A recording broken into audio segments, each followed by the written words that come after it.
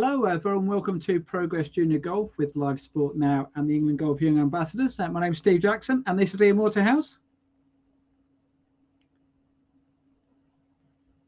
Now I can see Ian, and I can see him waving his arms around, but I can't hear him. So this could be a very short podcast if we can't actually hear what Ian's talking about. But anyway, let's hopefully we get his sound back at some stage. So right now, this podcast is all about junior golf. It's about the next generation of golfers. It's about getting more boys and girls playing the game of golf. This is the 26th Progress Junior Golf podcast, and it's the last one of 2022. Ian waving his arms around, still can't hear him, but there you go. So I'm here. Oh, there he Hello. is. You can talk. Hello. Happy Christmas. Happy Christmas, everybody. Yes, as you said, last one of the year as well, Steve. Very, very sad, very emotional. Absolutely, yes. But we managed to make it all the way through the year. So hold back the tears of the emotion of making it all the way through the year, but we've got a big subject to talk about, one which is very important, particularly over the next few weeks and months or so, because we're going to be talking about winter golf for junior golf. Obviously, it's a subject whereby, what do you do for the next few months or so? Winter. Exactly. Hibernate. Particularly since we had our last podcast, I think the weather. I was supposed to be going to a winter competition in Bedfordshire, and I looked at the weather forecast on the Sunday morning and thought, tell you what, I'll play a little bit of a sickie here, and I won't go along. As it panned out, it was cancelled anyway, so probably just about worked out right. But it did look a little bit cold. Well, it's warmed up a little bit now, so hopefully there's more opportunities now for players to play in golf competitions and have practice and all that kind of stuff. So that's the subject we're going to be talking about. To help us out, then we're going to have England Golf Young Ambassador Emily Horsted on. Oh, yes. She's going to be live on the show. We're also here as well. It was on the last podcast, Chris Hanson, the 2020 Pro Tour co-founder. It was a pre-recorded interview with him. We did speak as well about winter golf as well. So we're going to have a chat with him, hear his thoughts about practice, playing in competitions, and what you can do during the winter months. We were supposed to have the Shires Junior Golf Tour director Keegan Jameson on, but unfortunately he can't make it. Now, I'll tell you his excuse, because I'm not going to use the word reason, because it's an excuse, and bearing in mind the subject we're going to be talking about is winter golf. The reason why is because he's booked a holiday to Australia, so he's getting himself ready to go to Australia. So his winter golf is going to Australia. So hang on, he's getting himself ready. He's getting himself ready so he can't appear on the. I mean, when is he going? Like an hour? Well, I don't know. He said he's having a Christmas meal this evening. I think he's getting everything. Which he's done in the next few days or so done now, kind of thing. So I'll let him off, kind of thing. But bear in mind, we're supposed to be talking about winter golf and what you do in cold weather.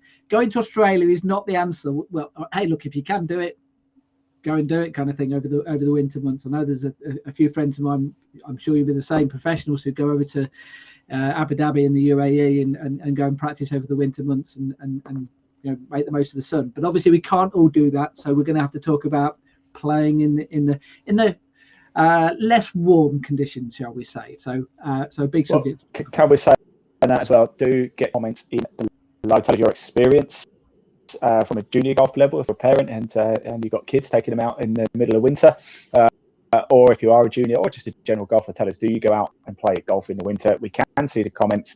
If you keep them nice and clean, we can show them on screen as well. The live chat is open. Live Sport Now on YouTube is the place to head over. There's a link in the body of this broadcast. Give it a click. It'll take you straight through into the live chat.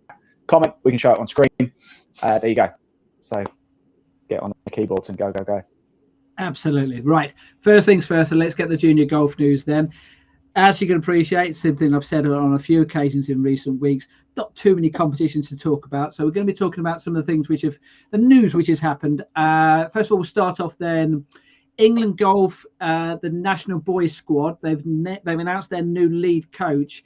Stephen Orr is going to be replacing Rob Watts, voted England Golf Coach of the Year in 2015. He's been based at Rustington Golf Club. I think that might be near you, down in Sussex. I don't know how far away. I don't know. I don't know the club, actually. I'll be honest. Sussex isn't a million miles away, but yeah, it's. I don't know. There's one or two clubs down there, isn't there? So, and Watts hasn't gone completely. He's now taken over the men's setup. I think that happened in September. So obviously both of them involved with that. Now, staying with selections, big competition coming up next year. It's the Walker Cup. 49th Walker Cup. The RNA have announced a squad of 19 players who are going to be in contention for selection for that match. So that's the GB and Ireland boys against the USA boys competition. It takes place at St Andrews. It's on the old course, September the 2nd and the 3rd, and basically it marks 100 years since the match was first played at the home of golf. So that's really important. Oh, big year. Yeah, absolutely. Now they've announced the squad, so there are 8 teenagers in this squad. It's a very interesting selection. I'll go to the players who the teenagers then. So a couple from Scotland, Conor Graham and Callum Scott. These are names which if people who follow this podcast regularly mention because they do really well, win lots of competitions. So couple of Scottish teenagers. I think Connor's the youngest in the whole squad. He's 16 years of age, so there's a talent to watch out for. And 6 English teenagers. So we've got Josh Berry, Harley Smith, Dylan Shaw Radford, Frank Kennedy, Josh Hill, and also Tyler Weaver. We had Max Weaver on a little while ago. That's his younger brother Tyler. So congratulations to the Weaver family.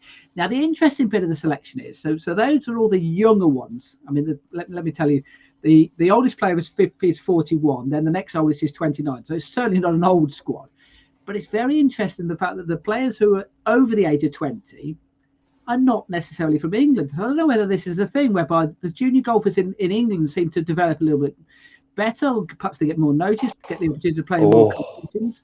Opened a can of worms here, Steve. You've opened a can of worms. I don't know. You tell me. I mean, look, the other 10 players, 3 of them are from England. So Barclay Brown, Aaron Edwards Hill, and John Goff. So 3 fantastic players who've done really well in recent years.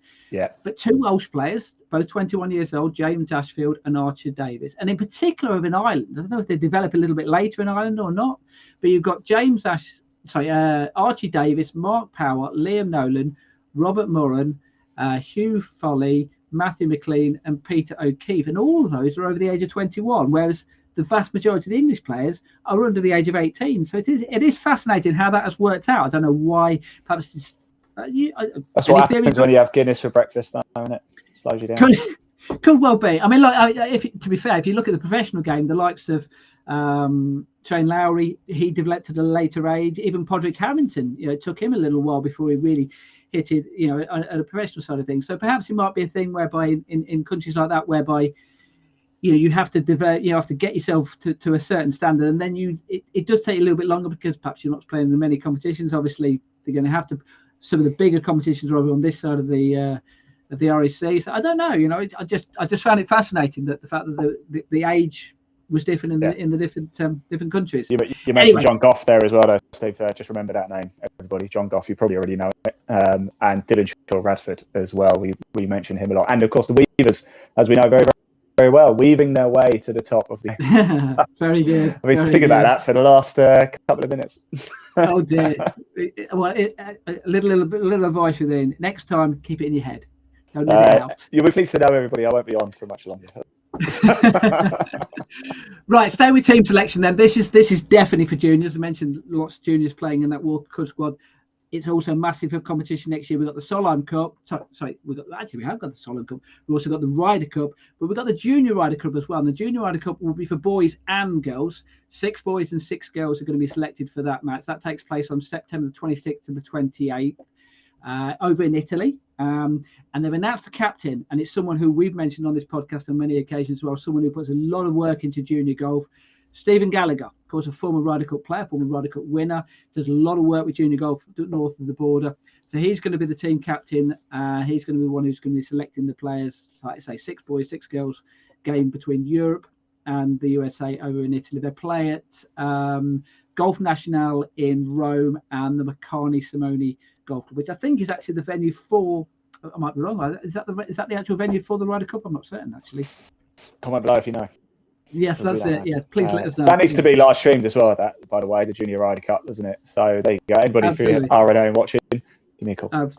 Yes, absolutely. Yeah, and if you need any photos taken, I'm more than happy to come over, kind of thing. So yeah. Right. Just finally, a couple of other stories. One which took place over in America. I think I might have found my favourite young golfer in the world. Last year it was a young lad called Charlie Woods. He's been overtaken though. Did you want to get in that bandwagon, Steve? I'll get you that bandwagon.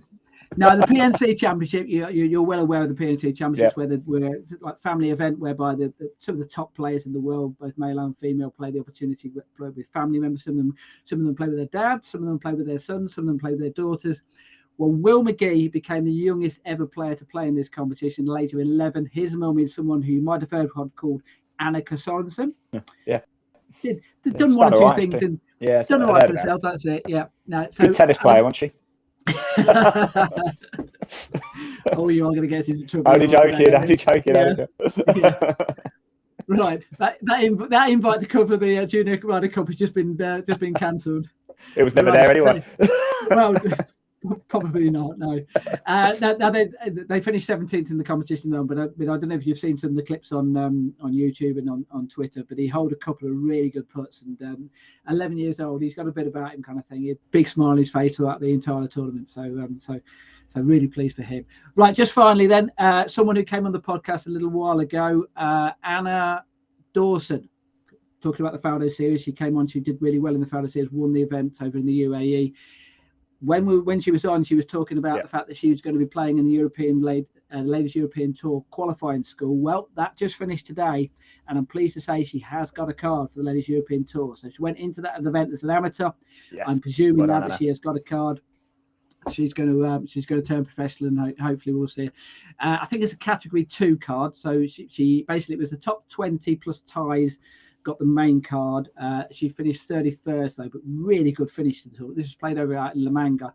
Started off 74, 71, 77, and then when you really need to put the pressure on, get the scores in, finished with 269s to finish 31st. Oh. Only a couple of shots off finishing the top 20 there. So well done. Future winner there, handling the pressure like that. Absolutely, yeah. Well done to her. And just looking at the people who finished in that top 20, a couple of teenagers. Nastasia Nadal from France, she finished third, 18-year-old, and another 18-year-old, Denmark's Amelia Leth Nielsen, finished 13th, shot 64 in the first round though, so that's one way to start a tournament. And interesting as well, of the 24 players, so like I say, it was top 20 and ties went through. 24 players got the main card. Actually, only 3 British players. So interesting the fact that a lot of Europeans must be doing very well. Obviously, it is the Ladies European Tour. But well, maybe we just developed later than everybody else. Yeah. Who knows? My theories. But the 3 British players who all got cards: Annabelle Dimmock, Lee Ann Bramwell, and someone who did very well in the Women's Open, I think last year, if memory serves right. Lee Ann Bramwell as well, Steve. Sorry, former Faldo Series winner, won the Wales Championship in a couple of years ago. Very good player is Lee Ann, by the way. Very good player, and a dad, Jason, lovely bloke too. Good. Well, and Louise Duncan was the other one who qualified as well. So well done to all those players. Well done to anyone who's made it onto the Ladies European Tour, and best of luck next year playing in that.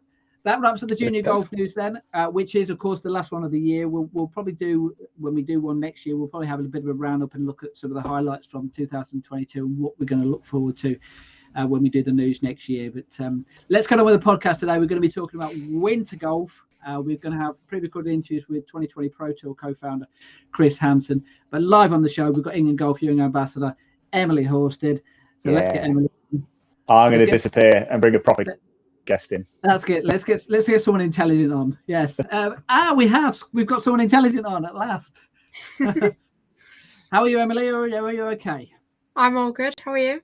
I'm okay. Right. So we're going to be talking about winter golf then. So first of all, off air just beforehand, I just mentioned to you, do you play winter golf? And you've said that you've got a competition coming up in this weekend. Is that correct? Yes. So we got a Christmas Stapleford going on tomorrow, so should be pretty good. But yeah, I'm a little bit hardcore when it comes to winter golf and just play most of the year round, really. And you were saying as well, you even had a lesson earlier today. So has that been? We mentioned to Ian a little bit earlier. The weather's not been great the last couple of weeks or so. Have you even been doing that during when it's been really cold, or have you just kind of held off a little bit?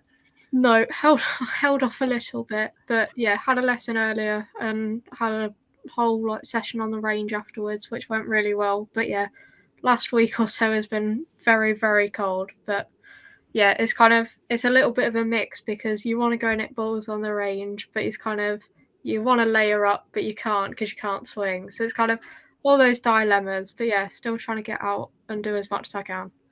Right, let's hear from Chris Hanson. And he's a professional golfer, played on the DP World Tour. He's the Pro Tour, so the 2020 Pro Tour co-founder.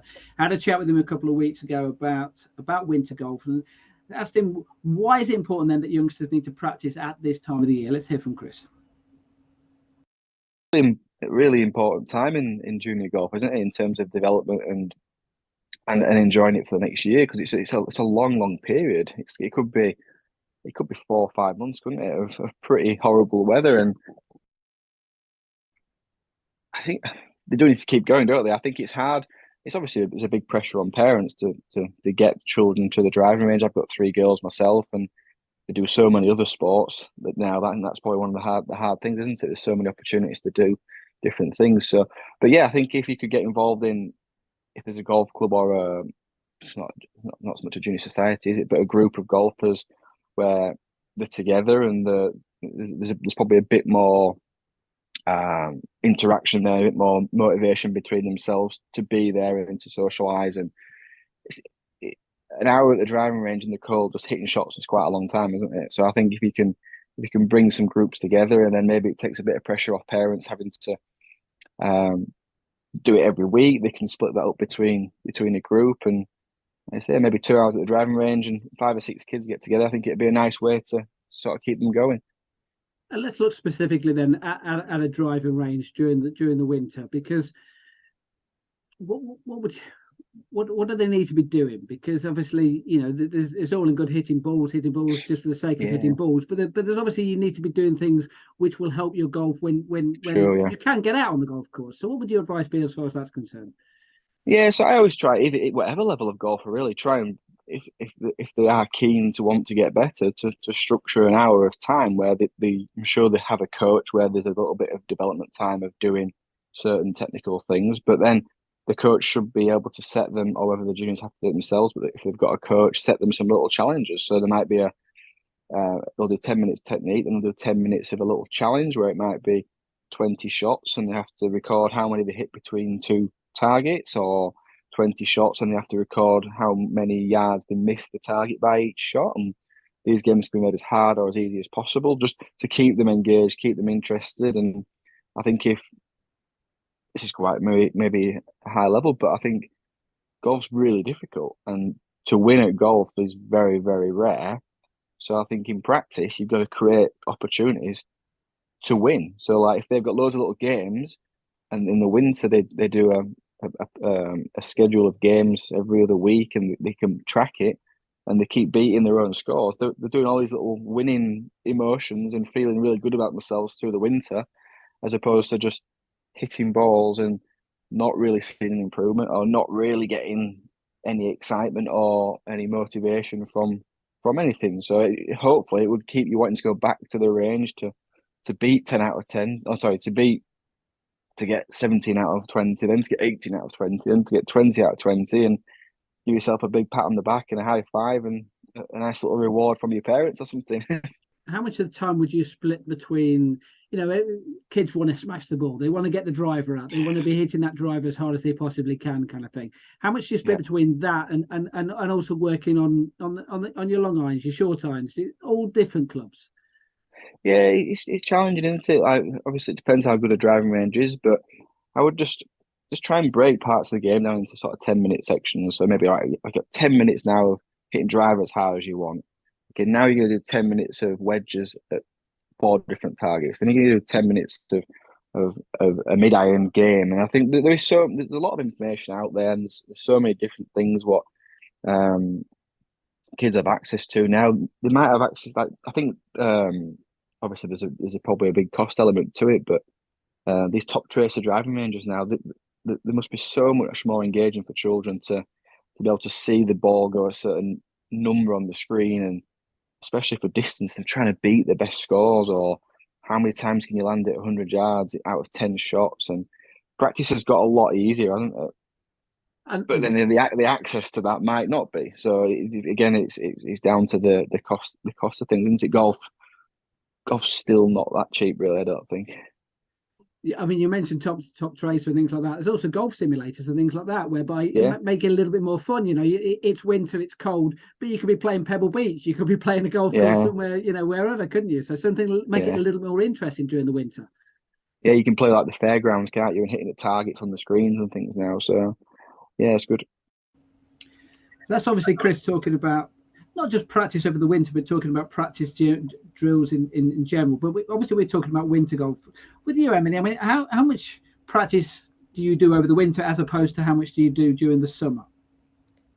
Well, it's kind of a little bit of a mix, really, because it's kind of, I try and definitely kind of get more practice in over the winter, because obviously it is that kind of building time. A lot of kind of juniors will probably agree with me, where it's kind of, you'll play as much as you can over the summer, and then it's kind of all the hard work and the practice gets put in over the winter and that kind of period. But yeah, like he says, kind of with the top tracer range and that kind of stuff, I'm lucky enough where I can go somewhere like that, and I've got one near me, and it's kind of, it is a lot more engaging for the juniors, but also on the practice side of it, it is brilliant to use, of just using the tools that are on it and working through parts of your game. And I suppose motivation is a big part of it is cold, getting up in the morning, trying to go down there and knowing that, you can have a few layers on. That interest of making it a little bit more exciting as well, the practice, that's important, isn't it? Oh yeah, of course. It's kind of, a lot of it is also kind of changing up your practice and kind of varying bits of pieces. It's kind of like he says, adding like bits of challenges and all that kind of stuff. But it's like, it's going through all of your bag, not focusing on like one little bit of it, because it's kind of having that bit of a change each time and varying it up kind of makes it more enjoyable, where you're not just focusing on one bit of your game that you need to work on. It's kind of picking bits, even if it's stuff that that you're good at or you're better at. It's kind of, it makes it a bit more encouraging, I suppose, to make you want to carry on throughout the winter, even if it is cold.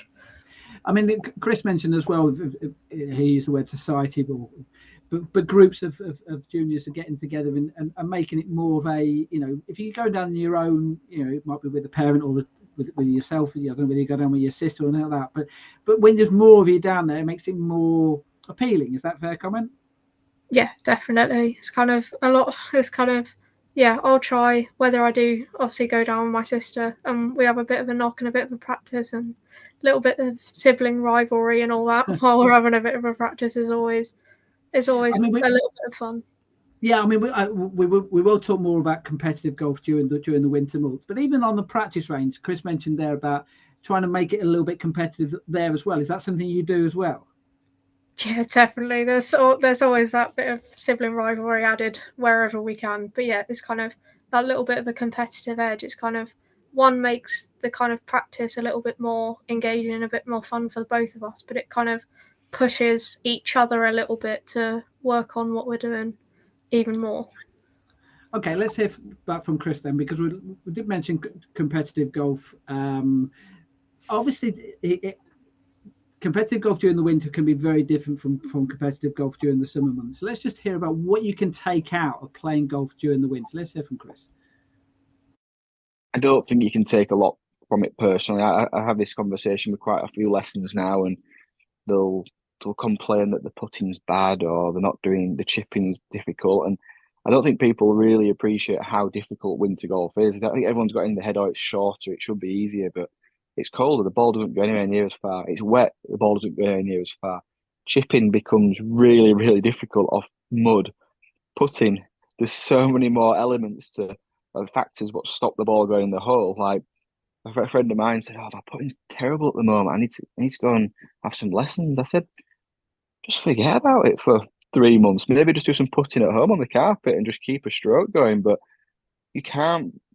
I know we all expect probably more than what we should at golf, but a 3-foot putt is not as easy as it is 6 months ago. So I think you've got to play golf, haven't you? You've got to get the reps, and you've still got to be walking, you've still got to be playing different shots and lies, and you've got to just take it for what it is and try and just try and enjoy it the best you can. I was in Spain yesterday, and it was a lot different to being in England. The greens were the weather had been wet on the night, but the greens were still nice. The grass was still nice. We've got it really tough in the UK, unless you may be on the West Coast or something. And playing some dry links golf courses. The other thing as well, which I was thinking of as well, is that you mentioned about putting and chipping and not being easy and things like that. Inevitably as well, golfers are out there wearing three or four layers of clothing to keep themselves warm, whereby it's more difficult to hit a golf ball when you've obviously got so many different layers on, kind of thing. So like you say, but it's still important to go out there and at least try and take something out of it, to try and remind yourself how to swing a golf club, those types of things which you can still learn even by, and also there is still a little bit of competitive element to it as well. You're right. I think obviously that's why I think it's important at a driving range that you are there is some competitive edge to that against your friends or against yourself. And obviously, like with your friends, maybe if two juniors were going out and playing around the golf, yes, there's a score to be kept after 9 holes, but maybe every hole they do an up and down challenge, and if they keep a record out of every hole who's won the chipping comp every hole, or maybe you play 9 holes and say you've had 45 shots, you actually go through those 45 shots and go, right, well, how many of those shots were actually good shots? Yeah, so they might have finished 30 feet away from the hole, 50 feet away from the hole, but did I actually hit a really nice strike? It went down the target and it was a bit long, because people just judge it over, it's 50 foot away, I've hit a bad shot, but you might just hit the wrong club, might you? Or the weather might have had a really big impact on it, but can you get some confidence from around the golf and take away the actual golf score from that? We're in, let's say, April, so the season, the traditional US Masters starts. That's usually what you'd say is the start of the golf season. So you're in April and you're a junior golfer. So let's say you haven't played for 6 months.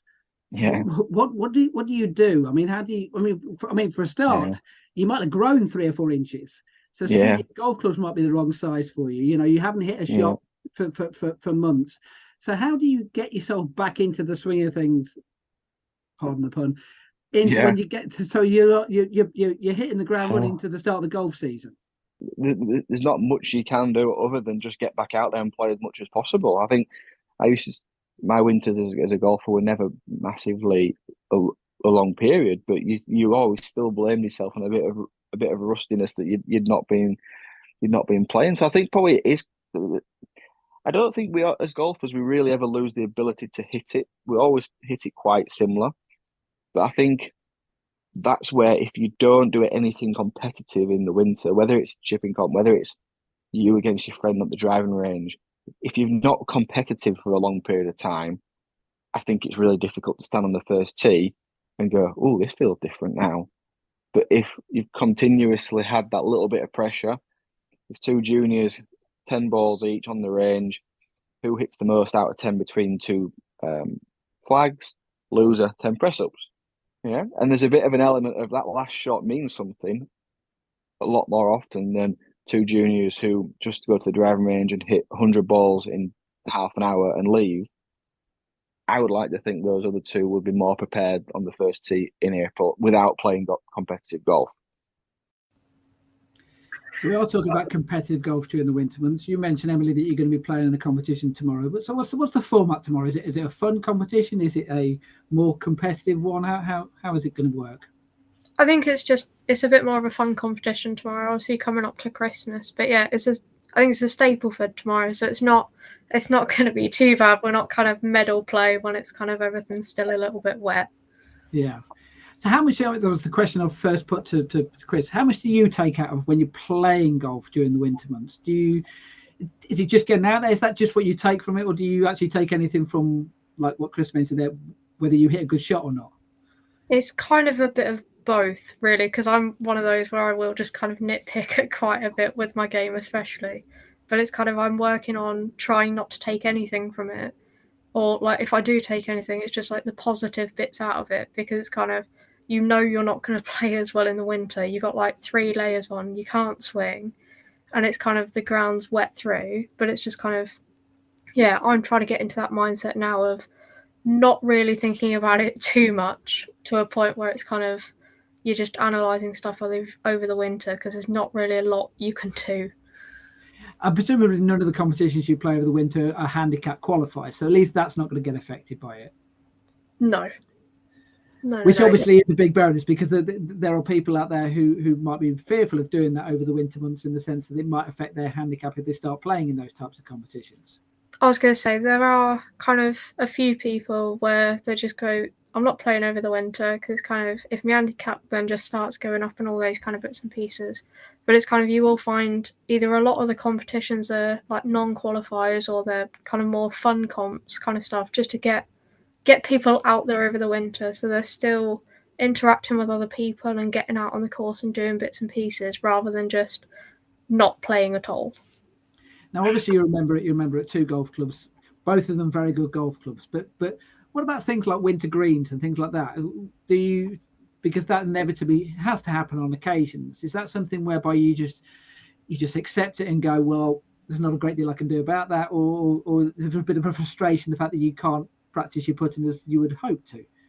It's a lot more of accepting it, because it's kind of one, whether you're on the normal green or not, it's kind of, it's going to be wet, and it's not going to be in the greatest condition anyway, just because it's the winter, it happens. But it's kind of, it's a lot more of accepting it, because if you're on those winter greens, they're protecting the normal greens for them actually to be better when you get to the summer, when you're actually playing properly. Yeah. And also things like, as well, of forward tees as well, preferred lies. So you almost have to teach yourself, or would you tell me, do you have to teach yourself to almost like say, this is say proper golf, but you know what I'm saying, in the sense of try to accept that, the fact that this is not what I'm going to be facing in April, May, June, certainly in the summer months. Yeah, it's definitely accepting it, and just you face it. It's kind of, obviously it's not the course that you're used to in the summer, but it's kind of, A, it's winter golf, and B, they're only protecting the course, so it's better when you get to it April, May time. Now, we would have had Keegan Jameson on from the Shires Junior Golf Tour. I actually do work with the Shires Junior Golf Tour, and I know that they are organising 3 events in January, February and March at Brampton Heath on the par 3 course there. Is that something which you've got? I know you do some club competitions, but is that something you've got involved with as well, playing in competitions which are, going to different places and playing in little tours or things like that? Is that something which you've done during your juniors? Yeah, so you say about the Shires, it's kind of, that was one of the things where when I kind of first started playing golf, that was one of the things that I got involved with for a bit, and a couple of years around there, and playing in those bits and pieces. So it was quite good, especially over the winter. Like you say, there are still them couple of bits and pieces that you can get involved with.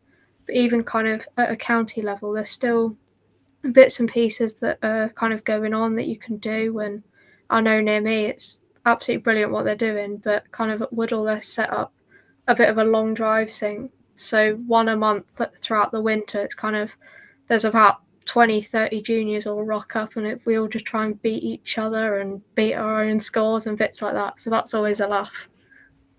Actually, it's something which I haven't spoken to Chris about, but it's something I'll probably ask you about. You obviously play at a decent level. You play at county level. What kind of coaching do you get during those winter months? Because in my experience of watching counties, they do most of their coaching during the off season. They don't tend to do too much during the summer months. Has that been the same with yourself? Similar, yeah. So it's a bit of a mix. So it's kind of pretty much all year round, really. There's kind of some form of something going on, whether it's kind of the development coaching and all those kind of bits and pieces. But there's always coaching to be done, whether it's kind of individual or like as a group with the county and that kind of bit. Because obviously throughout the season, but especially over the winter, it's kind of putting that time and putting that work in to develop for the next year. And also, this is something which I mentioned to Chris, the fact that, over the winter months, if you don't play, whether you play or not, you grow, and it might be a case of, that might be a period whereby you need to find out whether you've got the right golf clubs for the following season, kind of thing. Is that something which you've had to been aware of as you've been growing up, in the sense that that's really the time where you don't want to be changing your golf clubs mid-season, for example? You want to be trying to sort that out during the winter months and get yourselves used to new clubs. Is that something you've had to deal with? Definitely, and it's kind of, you say about that now, it's kind of a lot more recently. I've just got a new set of irons, which is kind of only a couple of months ago got them. So it's kind of, that's been a bit of my work throughout the winter, ready for next season, where it's just working on those kind of distances and gapping and all those kind of bits and pieces with those to make sure kind of going into the season April, May time, then we're all good to go. I was going to say, and how difficult is that? Because obviously, as you well know, during the winter months, the ball doesn't fly as far as it would do during the summer months in the air, and obviously it certainly won't move as far when it hits the ground, kind of thing. So, how much do you notice? Can you take of how your golf is developing during the winter months? I don't take a massive amount out of kind of the distance side of it, and it's kind of how the ball flight and all those bits and pieces, because it's kind of, I know how much the weather's going to affect it, and obviously it's not going to go as far, anywhere near as far for that matter, but it's a lot more of the side of your swing and making sure that's good to go, and then it's kind of when the weather kind of turns, gets a bit better, then the distances can then all be worked out and go from there. Right, I'm going to bring Chris back in again here. We've obviously spoken about how much you've admitted it yourself. You're a bit of a golf freak. You play a lot of golf even during the winter months. There are people out there who play a lot during the summer and need a break. So just a question I put to Chris was, how important is it to get the balance between playing golf and also resting during the winter months? This is what Chris had to say. I think it's a very individual thing. And I can only really give you an example from my personal experience as a professional. So I remember another player with the same coach, so I knew a little bit about this other player. He would come back from a tournament and he wouldn't play for 2 weeks. His clubs would go in the locker and he'd just go about day-to-day life with his kids and stuff. Whereas I came home and I felt guilty if I didn't practice because I thought I wasn't getting better. And I found it really hard to take that time off. So I think it is a personal thing. And I think maybe, like you say, juniors at a young age, I don't know. I think the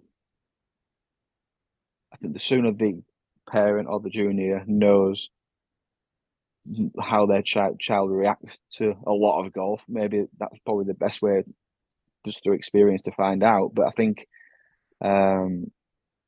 it's a tough one, isn't it? I think it's maybe they've just got to have a balance, haven't they? I don't know. There's a lot of stuff going on for kids, and there is some bad examples, isn't there, of some children who are maybe doing too much golf, and maybe that's not just down to the junior, that's maybe down to the parents, I guess. You mentioned yourself being a parent of having children yourself who play a bit of golf as well. So how much of an emphasis is it on yourself to encourage, but at the same time let them be the ones who come to you and say, I'd like to play some golf? This sounds really crazy, but my kids have not really played golf until a couple of times in the last 6 months, and I've played golf all my life. My kids are 3 girls who are football and cricket. So it'd be interesting for me this year to answer that question in a year's time, because I've just moved to a golf club and I'm starting to develop the junior section there now. And my children will probably be involved in that with some of their friends. So, I've never pushed golf on my children, but they have asked about it. But I guess with my traveling, I've not been around as much as maybe to give them enough chance to do it, really.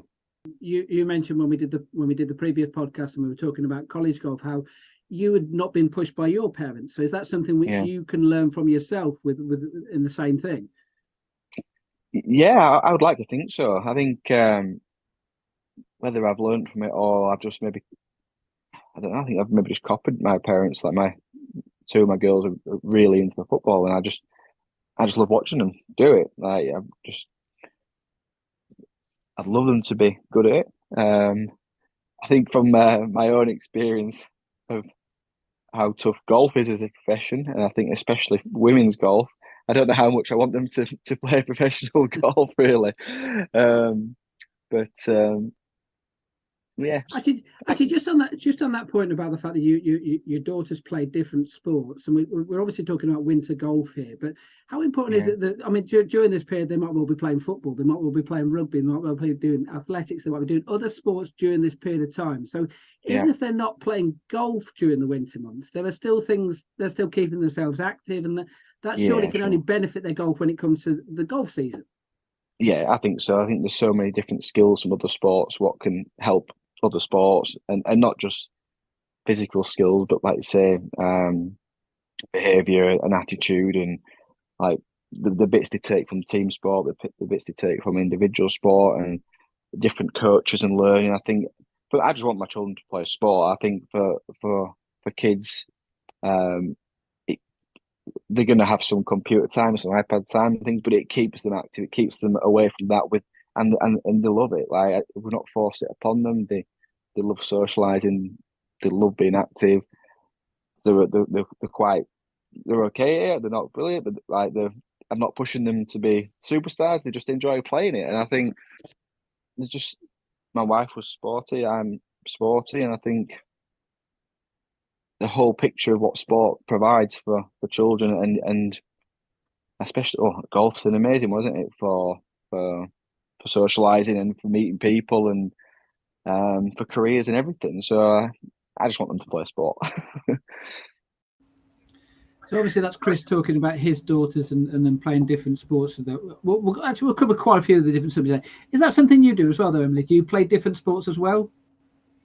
Lots more different sports, but it's kind of getting involved in like little bits and pieces. It's kind of especially staying active throughout the winter as well as just playing golf. It's kind of I've done like probably what most girls usually do. I've done dance since I was very, very small, but it's kind of not so much now because it's kind of COVID put a bit of a stop to that, which I think most people can say that for something or another. But yeah, it's kind of, if it's not golf, it's kind of I'm doing something active in some kind of way, whether I'm out running or something.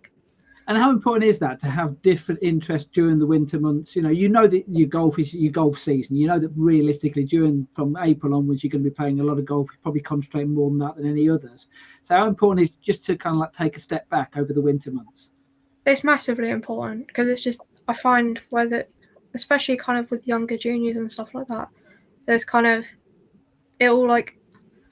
it just gets quite a lot after a while, and it's just kind of continuous golf all of the time. It's kind of it's one of those quite frustrating sports anyway, but it's kind of that balance between other bits and pieces as well is always nice because it's kind of transferable skills from other bits and pieces is great, but it's that kind of stuff. Yeah, and also not only that as well, but also, you're at school, and I mean, I don't know how old you are at the moment or whether you're doing GCSEs or A levels at the moment, but they might be at this point. Yeah, I mean, my son is just doing his mocks for his GCSEs. So obviously during those winter months, you have different pressures as well. How difficult is it then to say, well, actually, I can't go to the golf. I've got other things which I need to do.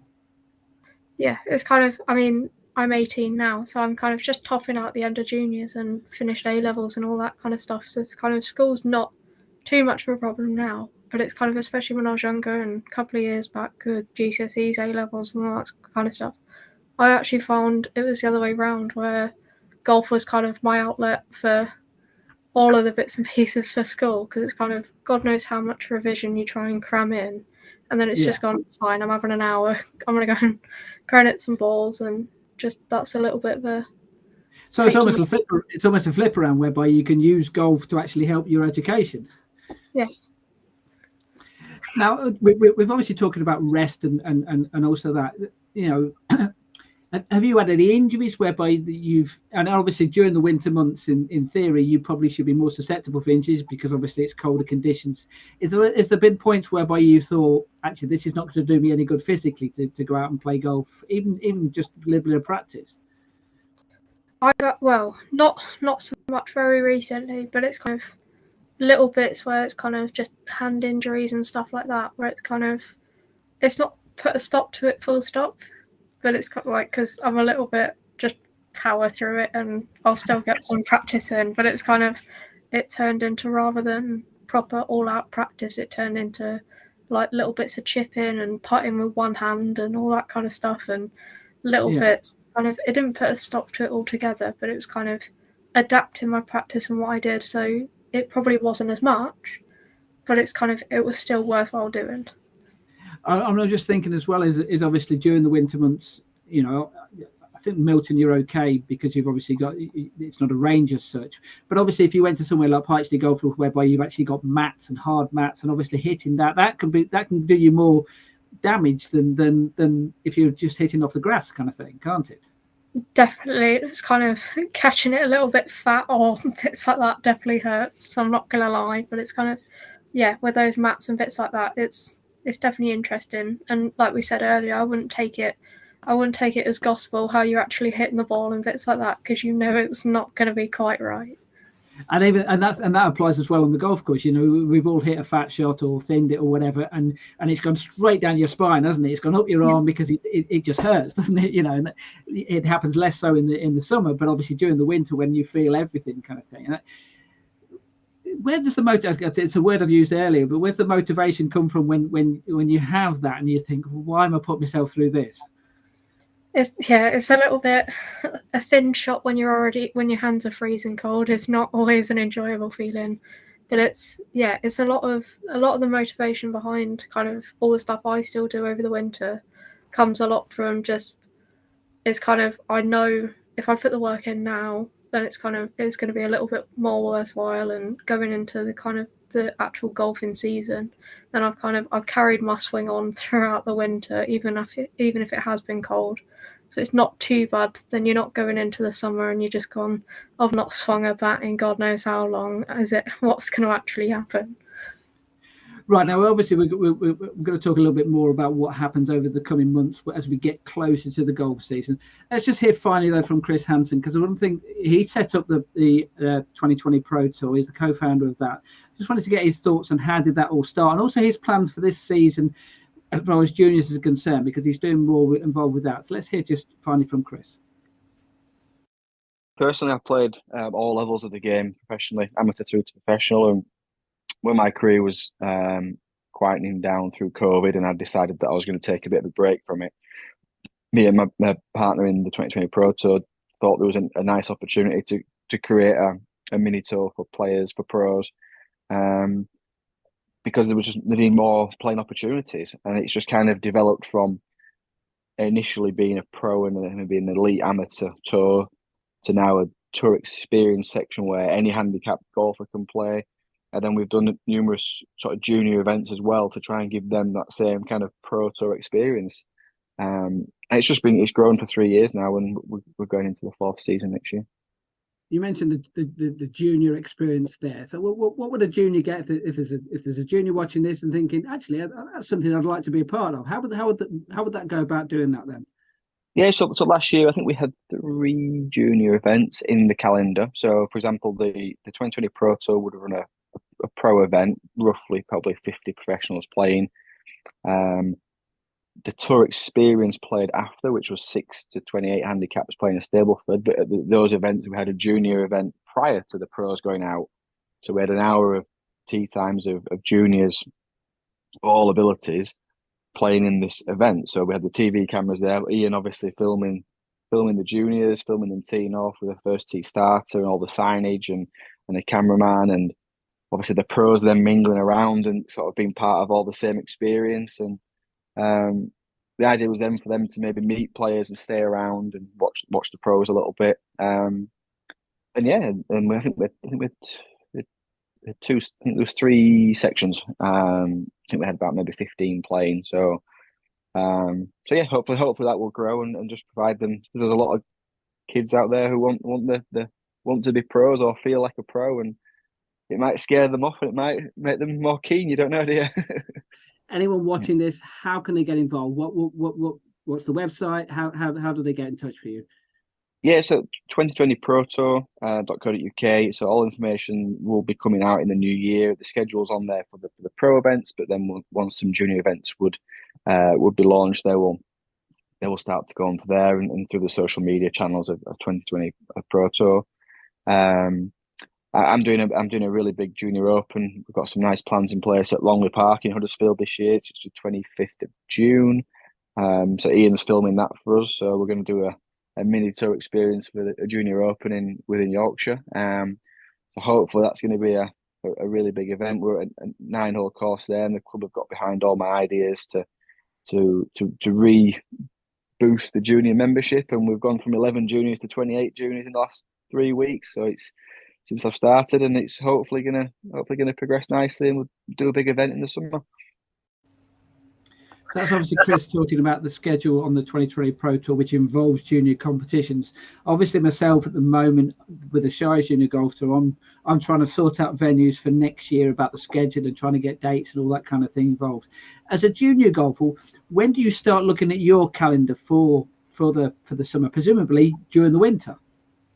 Yeah, it's kind of there is quite a lot to juggle, whether it's kind of club events or county and all kinds of other bits and pieces that you can get involved in. So it's a bit of juggling it all and working out what's happening on what day, especially over the summer. But yeah, it's a lot of work over the winter. I've just gone, right, all of this is going on, and then it's just planning for the rest of the year. And when so obviously that it does start a little bit now, but presumably for a start, you don't know what the weather's going to be like in February, March, and April. You don't know what the weather's going to be like in the summer. So how much can you be a little bit flexible about your planning for the year? You've always got to be flexible. It's weather in England, and it's a little bit of juggling all kinds of stuff. But yeah, it's kind of put in the diary kind of as much golf as you possibly can with us, and it's just. Then it's kind of, if it gets to it and the weather's bad, then it's kind of, there's always a little bit of kind of moving bits around and working around it. And even if it's still going up to the club and having a bit of a practice ready for whatever the next competition is, then it's worthwhile doing. And how do you work your practice and over the next 3 months gearing towards that? So let's say, at the moment, do you know realistically when's going to be your first competition of the year? Probably not off the top of my head, but it's then going through like all the club diaries, and then you get all the kind of stuff from the county organisers coming through and bits like that. And then it's just you work out what's coming up, whether it's club, county, whatever's going on, whatever level you play at. It's then just working when your next competition is, and just if you do any prep towards that, then fine. If not, it's just kind of your general practice and bits like that. So let's say, for example, you've got a pretty good idea when the county championship is going to be, for example. So you know that's going to be, I think it's normally in mid-May. So how far would you start even thinking about that? So would you start thinking, okay, May, March? Would you even go, let's say, for example, during the winter months, if you know that it's going to be played a particular course over the winter, would you even go and try and play that course just to have a look at it? Or would you use the winter in that regard? Not massively, no. In fairness, not kind of over the winter, because it's how much the course will change from playing it in the winter to then middle of May when it's kind of pristine and kind of as it should be, I suppose. It's kind of I don't really tend to with those kind of bigger comps at county level, I don't really think about it that far in advance, really. Kind of a bit of practice, and there's a lot of golf leading up to it anyway.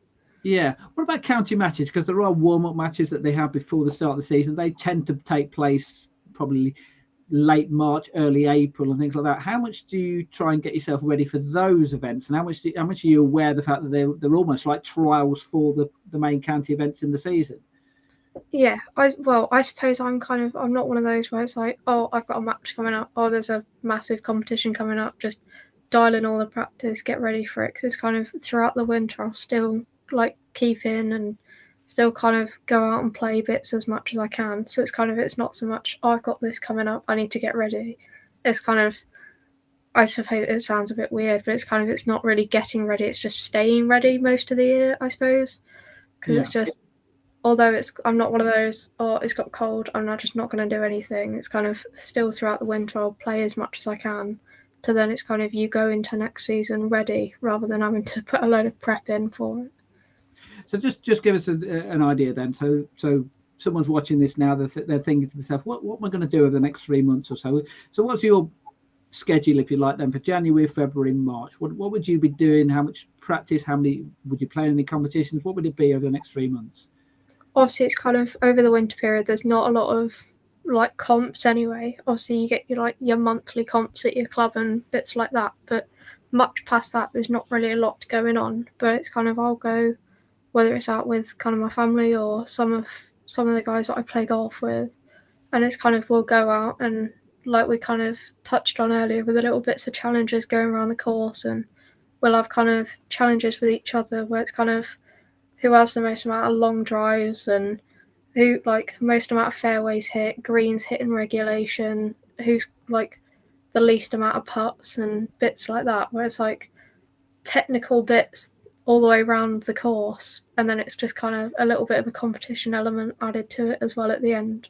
Just kind of there's bits like that more than anything else.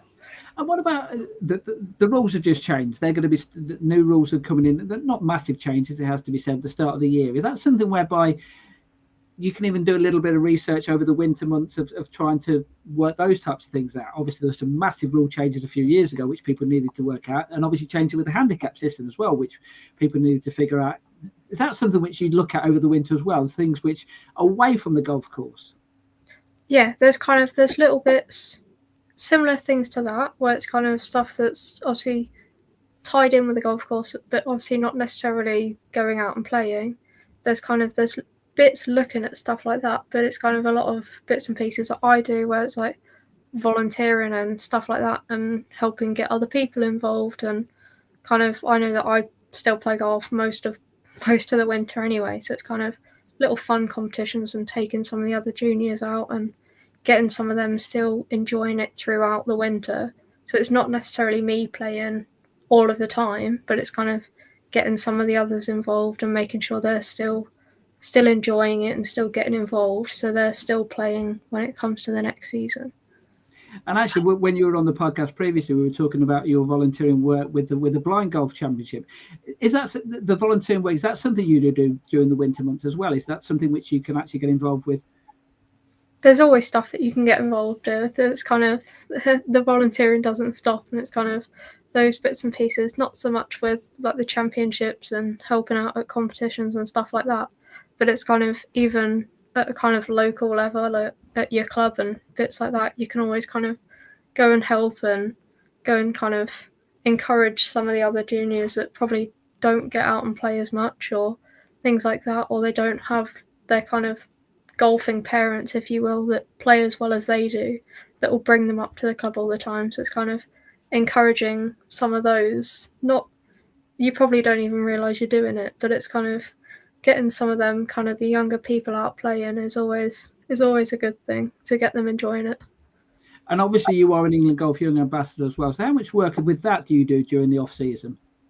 There's, well, a bit of a mix. It's kind of, obviously we're lucky with the Young Ambassadors where we can help out at all kinds of events and bits like that, but it's kind of a lot of the volunteering I do is not necessarily Young Ambassadors related, but it all helps as well. And it's just kind of, yeah, like I said, at that kind of club level or at the county or whatever, with kind of the younger people at other clubs and stuff like that, where it's kind of still getting them involved, because it's just, it all helps with building that kind of junior golf, not system, but yeah, kind of that kind of thing going on, and just getting more young people enjoying it and getting them involved in as much as they can. And obviously coming on podcasts like this as well, you get the opportunity to do things like this as well. There are obviously, for people who aren't aware, the England Golf Ambassadors, there will be some new ones coming in, I think, in the new year. I don't know exactly, you might be able to give us a bit of a time scale of what you know as far as that's concerned. But how exciting is that, the fact that, you know, when you get into that new year, you're going to start meeting a few new people and working with them? Definitely. So it's very exciting, because I'm pretty sure we've just had a few of the newer ones join us. I think it was just a couple of weeks ago. So a lot of the new ones, we had the kind of introduction call with them all. So we were all on that and kind of introductions and meeting some of them. But yeah, come the new year, we'll actually get to meet a lot of them properly and kind of actually have proper introductions rather than just on a screen. But yeah, it's very exciting, and exciting for junior golf as well, that we're going to have more young people that are kind of getting involved in this kind of stuff and wanting to make a difference. And obviously, with the last podcast we did, or one of the recent podcasts we did, was on college golf in the US as well. Is that something which you're looking to do as well? Is that something you're preparing yourself for? Not for me personally. It's kind of, no.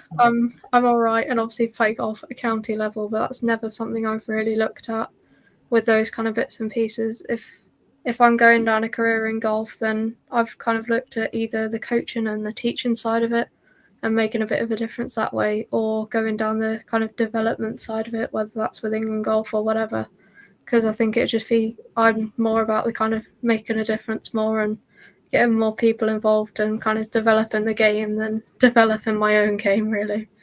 Yeah. All right. Look, I really appreciate you coming on the show and obviously talking about winter golf. One thing I have to say as well is I hope your dad's all right. He was supposed to come on a podcast a couple of podcasts ago, but he wasn't feeling very well. So I hope he's feeling a lot better now. Yes, he's all right. He's all right. Did he pass it on to you? That's the important thing. Did you? No, we didn't. I knew nothing about that, so it's kind of that'll be a discussion for later. Right. Okay. Look, I really appreciate you coming on the podcast. I think Brilliant to meet you. Yeah, I think we're gonna get you on another podcast in the new year, talking about one of another subjects as well. So obviously we're going to be covering lots of different subjects with all the young ambassadors. You know, some advice as well for anyone out there. If there are any subjects within junior golf which you think that we should be covering on the podcast, please get in touch, because we'd love to cover them. If there's any guests out there who'd love to come on and chat about any subject, then we're more than happy to discuss them. If Ian comes back in, we can obviously just wrap up with Ian then, because it's been a pretty good year as far as the podcast is concerned, and we have covered a lot of subjects already this year, haven't we, Ian? Still can't hear Ian, which we've got away with that, haven't we? So we're okay. So right, so that wraps up the podcast for this evening. We've obviously been talking about winter golf for juniors. It wraps up the podcast for 2022 as well. Lots to cover though next year. So big thank you to Chris Hanson from the 2020 Pro Tour for his interview. Big thanks to all the guests who've come on this year.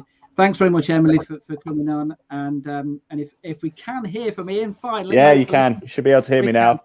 Right. So obviously, thanks very much as well to Ian. Like mentioning, we've covered a lot of subjects this year, haven't we? But a lot more to cover over the weeks and months ahead, isn't there? Yeah, 26 podcasts done this year. Can you believe that? We will be publishing how many people have watched over the course of the year as well. And again, as we always say, do check out Progress Junior Golf wherever you're watching this. There is a link in the body of this broadcast. Give it a click. It takes you straight through to that. Yes. Man's website there. Do check it out. Of course, don't forget you can watch live golf in 2023 with us at Live Sport now. No doubt, Emily, I'll be seeing you out on the course again at some point as well. Definitely. Right, that wraps it up for this year then. So thanks very much for everyone for watching. Hope everyone has a great Christmas and a new year, and we will speak to you in 2023. See you then. Bye-bye, everyone.